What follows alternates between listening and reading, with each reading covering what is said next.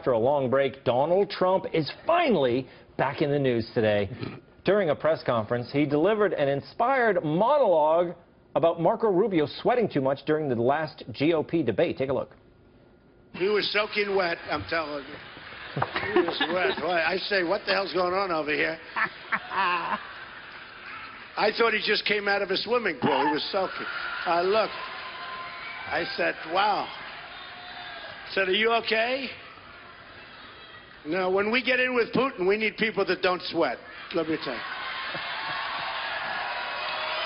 No, it's true. Gotta have people that don't sweat. Can you imagine Putin sitting there and waiting for the meeting, and this guy walks in and he's like a wreck? No. You got to have Trump walk into that meeting, folks. We'll do very nicely. We're going to do very nicely. Katie, he is a truth teller, right? No one wants a sweaty president. Man, that crowd was screaming so loud you couldn't hear the minority that was getting kicked. Wait, there was no trouble at that rally, Mike. That was a long time ago. Katie. Okay, I interviewed Marco Rubio. Is that a dog barking? Get that Clinton out of here. Hillary's watching. And so I was interviewing Marco Rubio about Iran and about nuclear weapons and about Cuba. And we're sitting there, the two of us, a lot of cameras, and he grabs for the water. He likes water, doesn't he? And so I got very nervous, thinking, how am I going to save him from himself? So I was like, maybe a mom. And I grabbed it out of his hand, and I unscrewed it, and I poured it in, and said, here you go, Senator. He looked at me and said, thanks. He's nice. You know, the thing is, he loves his water. But that's the thing. Well, Trump has a lot of style. If he needs water, he's going to pick up the water and say, hey, I need water, and he's going to drink. Marco, he sneaks his water. Doesn't that show you something? I don't think it shows me anything. Trump used to have his own bottle of water. Trump on the side. Yeah, and it had like Trump his water. face with flames behind it or something crazy. Yeah. But, I don't know, sweating and drinking water, it's human. Why is this so bad? You know who doesn't sweat? Pigs. They roll around in their and they were in the enemy in Animal Farm. Yes. So if we want them talking to Putin, I guess that's better. I don't know. I don't know. He's a crazy Jedediah, person. can you go to Russia and meet with Putin if you perspire? I don't like the sweating, Tom. I don't like it. It makes me very uncomfortable. No, because really it translates to nerves for me. If I showed well, you would up hate here, my hands because they always look like the back of Luther Vandross's neck after an encore. But you're not so Disgusting. Look at that. They're Edward. It does actually look like that. I'm close up. It kind of does look like that. He's a fist But if you were like They're like a Native soaked. American near a landfill. Dripping. I don't know where to go from that. Like, where does one go? I think let him go. Just keep going. Anything else? What else do they look like? No.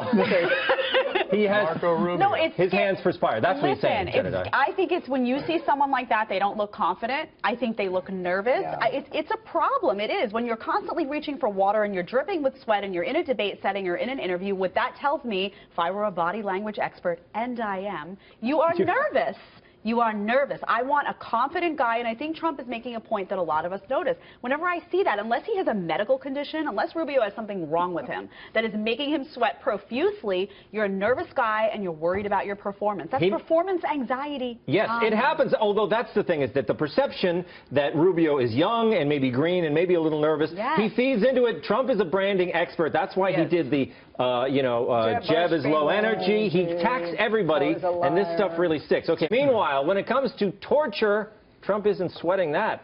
In an op-ed for the USA Today, the billionaire says he would support and endorse the use of enhanced interrogation techniques if they would enhance the protection and safety of the nation.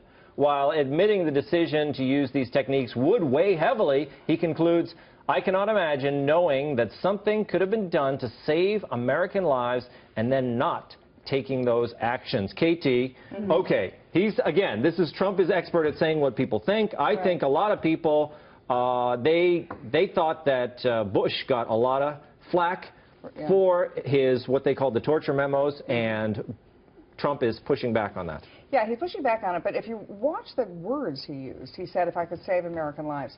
So it's not like saying we're going to use torture all the time. This is what's called the ticking bomb theory. Would you, if you knew there was a nuclear weapon or a bomb about to go off somewhere, would you torture somebody who you knew could give you the answer?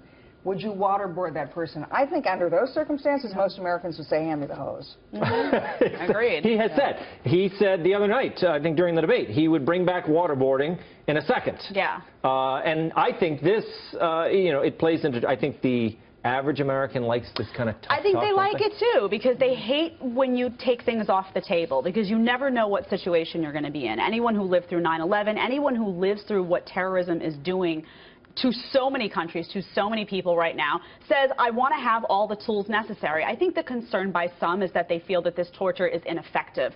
That's debatable. Some feel it's effective in terms of getting information out. Some feel that it's not.